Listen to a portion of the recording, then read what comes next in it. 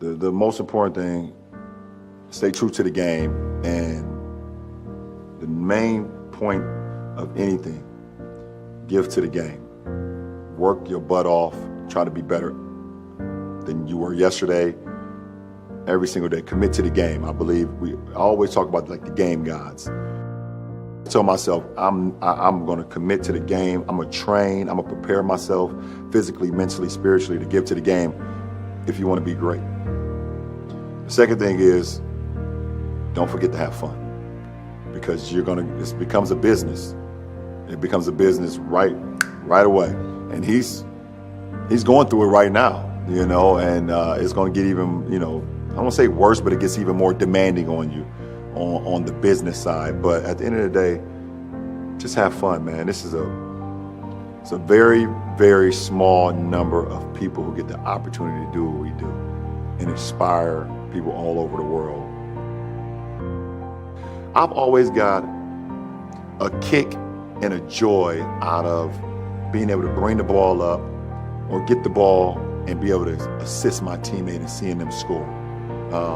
I've always had a joy from that, even when I first started playing the game of basketball in my little league.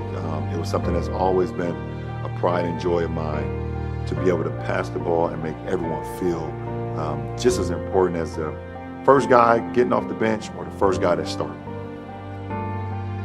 Because it was never a goal, it was never a journey. The stressful part for me is competing every single day to try to bring home the Larry O'Brien trophy, and how you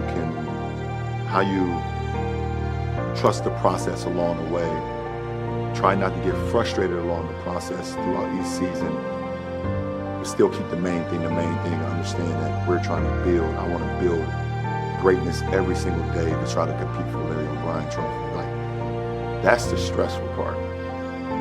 Yeah, well, I mean, for me, it's challenging, but I'm 10 toes down. So I understand that once I show up to work, or once I show up to, the job description, and that's being a leader of the ball club every single day, there's no opportunity, or there's no slight for me on what my mindset is. My mindset is how we can be great today and how we can maximize today for either the next game, for the next road trip, for the next film session, for the next practice, for the next bus ride, plane ride. Like, I have that mentality of, if we can maximize today, then it makes the next challenge that much more easy for us.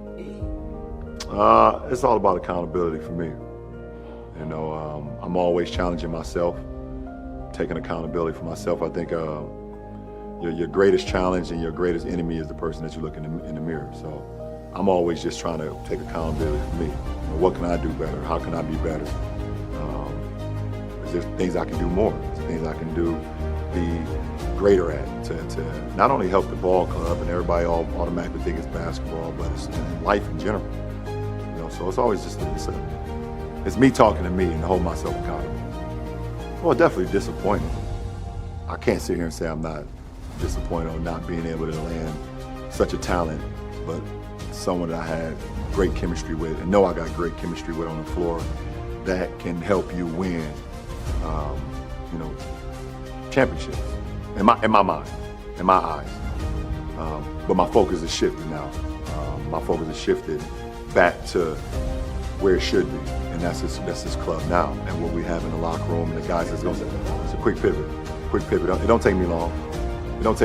I don't get too excited about the possibilities of things that can be. I kind of envision myself on what it can, but I don't invest it all the way until I know it's happening. Yeah. I just feel so good about the game. I feel like I owe it to the game. As long as I could go out and still play it at a high level, I feel like it's important for me to continue to inspire the youth, continue to inspire my teammates, try to inspire myself. And I still have championship aspirations. I feel like the way I can play the game right now and the way I can go out and dominate a game right now can still contribute to lifting that Larry O'Brien trophy. And I think this is what we're in the business of doing. I'm in the business of trying to win championships, and I want to be in a position to do it. no matter if you have a bad day, no matter if you have a great day, just always just stay even keel. You know, stay even keel and just continue to work. I think it'll all work out for you. You know, I appreciate, you know, just all my fans and everybody that's been along this journey with me for 20 years. Like, I would be lying if I say I was sitting here across from you 20 years from now, or 20 years ago, but like I would be sitting here 20 years later talking about the scoring record. I knew when I got drafted as an 18-year-old kid that I could play the game of basketball and play it at a high level, even against grown men. One thing I didn't know is that the success I would have. I preyed on the success. I worked my tail off for the success, but had no idea the success I had. And it's just been a very humbling and gratifying, you know, journey. And I hope people have enjoyed it with me. Well, I mean, for me, I'm trying to push the limit, and I don't know. I hope I don't know. I hope I never see it. But it's what the job description requires of me. Until my job description is lower or less than, this is my job description. This is my job description. My job description is to do more and be productive at it. And I guess at this point, I wouldn't want to know other way. This is the way the game is going to be played the whole game. So the Cavs have to continue to play it at a pace like this and continue to take the shots they're taking. 14-13, Portland back in front. Ron turned the corner inside. He made Yusuf Nurkic a screensaver. 15-14. The Kemper bench is going nuts. LeBron James with a dance to the victory. Nurkic rolls inside as there's still one. Do you surprise yourself? I would say I do. I do. There's occasions out on the floor. I would say it's more sometimes like the back-to-back games or the third game in 4 nights, where sometimes I'll wake up and I'm like, oh, I ain't gonna make it tonight. I just feel it. I said, yeah, it's 20 years and got to me tonight. Ain't gonna be good tonight. And then I get out on the floor and I'm running past 21-year-olds jumping higher than 23-year-olds. I feel real good on how I'm playing the game. Not only physically, but more importantly, just like mentally. I'm just so much more sharper now at year 20 than I was at year 10 or even year 15. Are you tired? No, not really. My body's a little run down. All right, ready, give it what you got. You're zeroing in on the all-time scoring record, needing fewer than, 500 points to get there. When you think back to that first NBA bucket you had, what goes through your minds? How nervous I was. I knew that I was ready for the moment. I knew that I belonged in the greatest league in the world, but I didn't know what to expect. And I was just super nervous. I didn't know how my first bucket was going to come. I didn't know how it was going to be a layup or a free throw. I was hoping it would be a layup.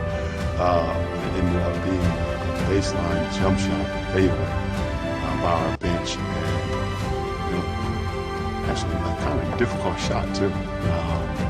But it was just, I was just so nervous with excitement, nervous with, I don't want to fail. I don't want to let people down.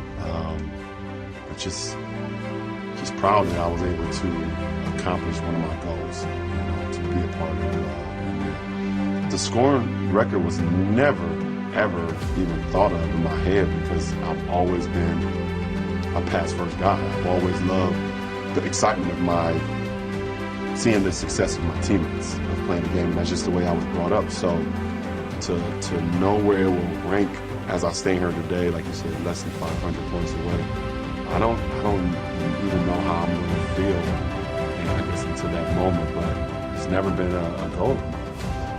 Boy, really trying to find Zubac. Such good play by AD. LeBron drained down the track. Look out! Blocking foul. That's a three-point attempt. Look out below! LeBron going downhill with a head of steam.